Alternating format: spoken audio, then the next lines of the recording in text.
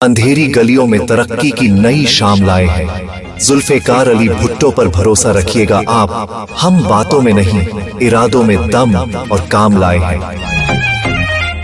भुट्टो भैया जिंदाबाद जिंदाबाद जिंदाबाद। क्षेत्र संख्या 35 गोरिया कोटि की जनता जिंदाबाद जिंदाबाद जिंदाबाद। आपका नेता कैसा हो?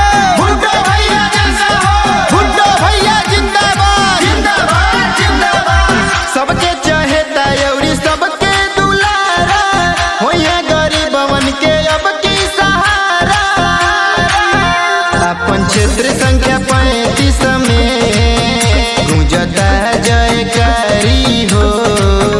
जिला परिषद चुनाव खातिर बाटे पूरा तैयारी हो। भुट्टो भैया अब की बारी हो, बड़े सबका पे भारी हो।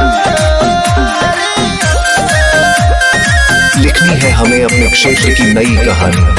सिर्फ कुर्सी की चाहत में हम यहाँ नहीं आए, हमें तो हर चेहरे पर लानी है मुस्कान पुरानी।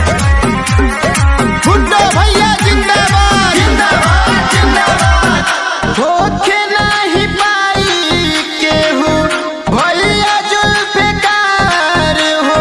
ई नहीं के वोट को के देही सभे प्यार हो।